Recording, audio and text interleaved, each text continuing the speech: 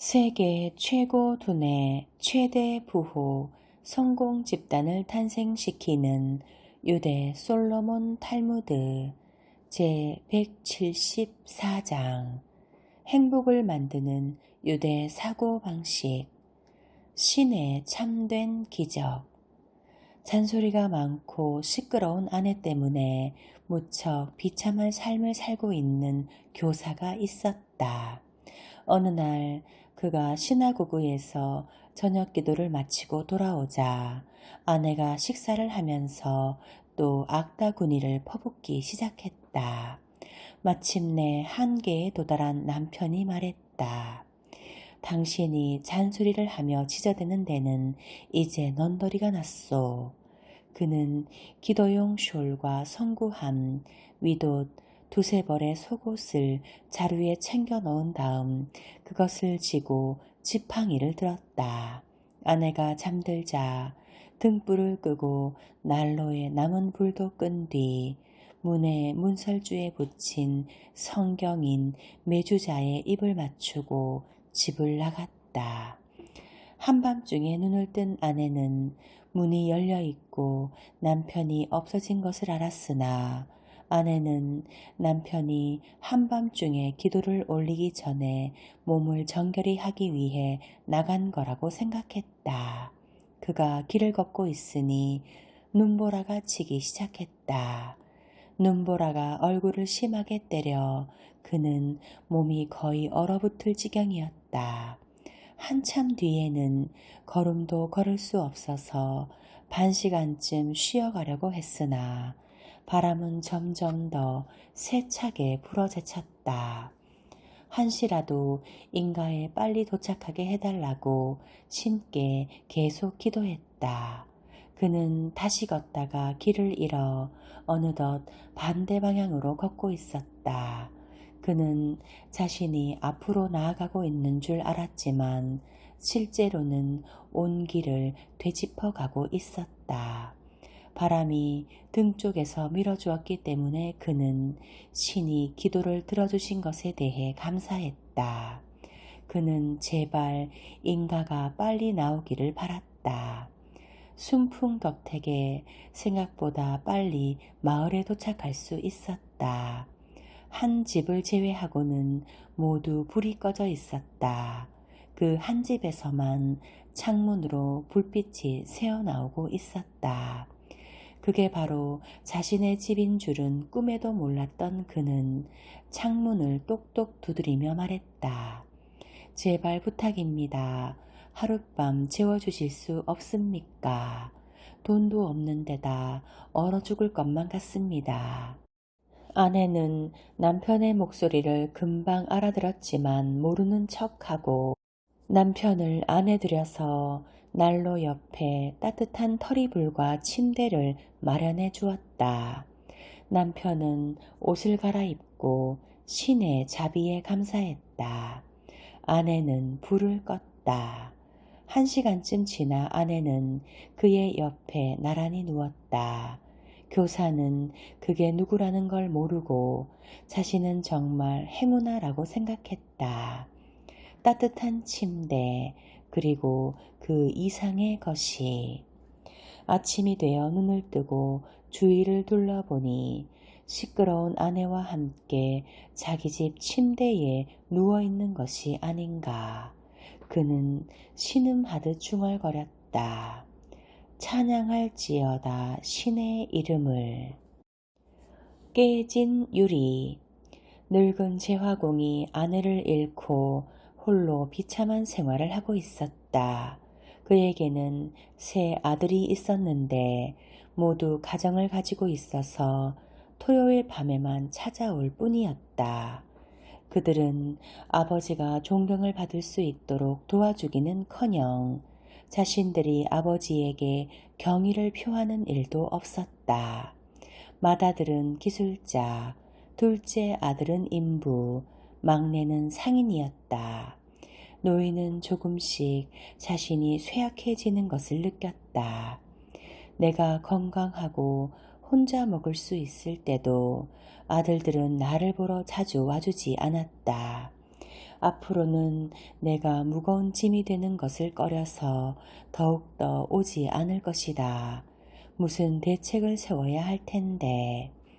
제화공은 이웃의 목수에게 가서 큰 상자를 주문하여 거기에 깨진 유리 조각을 가득 채운 뒤 침대 옆에 두었다.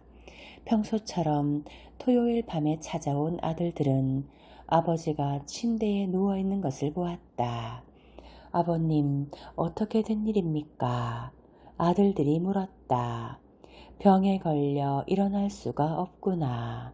그들은 아버지의 침대 옆에 앉기 위해 상자를 옮기지 않으면 안 되었는데 그것을 밀어보니 여간 무거운 것이 아니었다.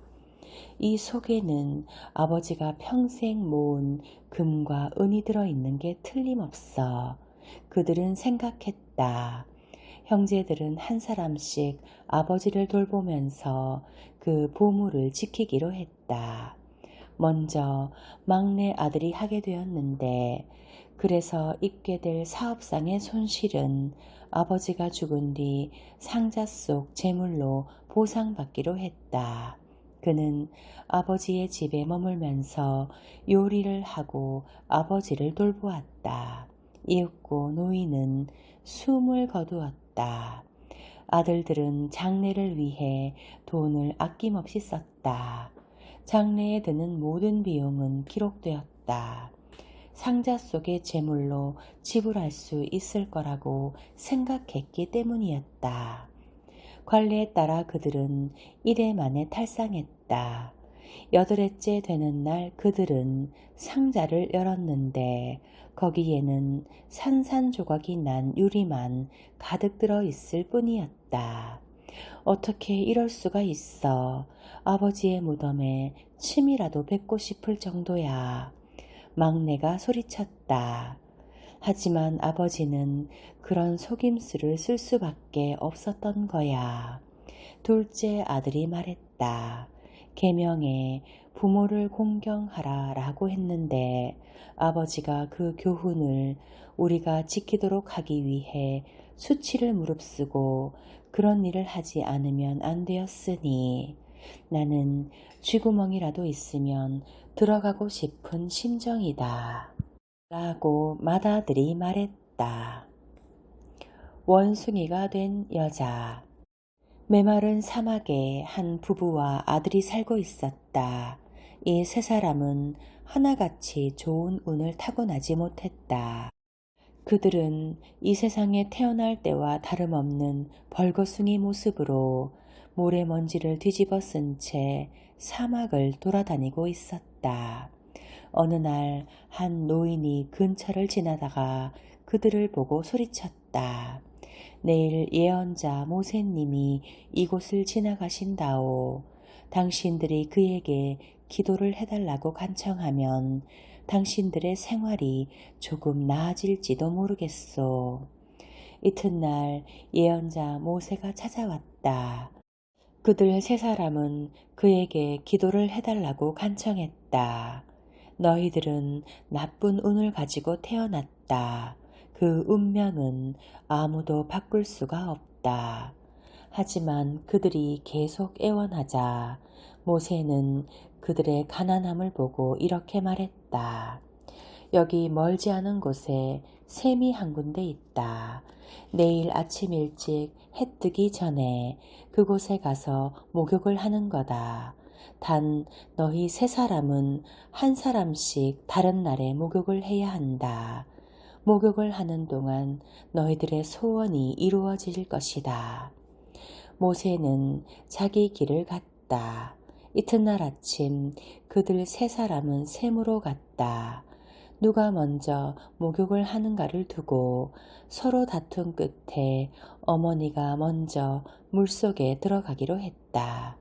그녀는 목욕을 하면서 아름다워지게 해달라고 빌었다. 그리고 그녀가 샘에서 나왔을 때 그녀는 눈부시게 아름다운 여인이 되어 있었다. 바로 그때였다. 한 명의 고관이 마차를 타고 그곳을 지나갔다. 그는 그녀의 아름다움에 반하여 남편을 무시하고 그녀를 자신의 집으로 데려갔다. 여자는 자신이 아름다운 여인이 되어 호화로운 생활을 할 수 있게 된 것이 기뻐서 어쩔 줄을 몰랐다. 이튿날 아버지와 아들은 아침 일찍 일어나 샘으로 갔다. 아버지가 목욕을 할 차례였다. 그는 아내에 대한 분노 때문에 아내가 긴 꼬리를 가진 원숭이로 변하게 해달라고 빌었다. 그날 아침 눈을 뜬 고관은 자신의 옆에 긴 꼬리 원숭이가 자고 있는 것을 보았다. 그는 기겁을 하고 놀라 원숭이를 밖으로 내쫓았다. 여자는 달리고 달려서 사막으로 돌아갔다. 그날 밤 세 식구는 모래 언덕 위에 앉아서 날이 새기를 기다렸다. 사흘째 날 아침 일찍 아들은 혼자 샘에 갔다. 그는 목욕을 하면서 어머니가 원래의 모습으로 돌아오게 해달라고 빌었다. 그러자 그녀는 그 자리에서 원래의 모습으로 돌아갔고 결국 세 사람은 원점으로 되돌아갔다.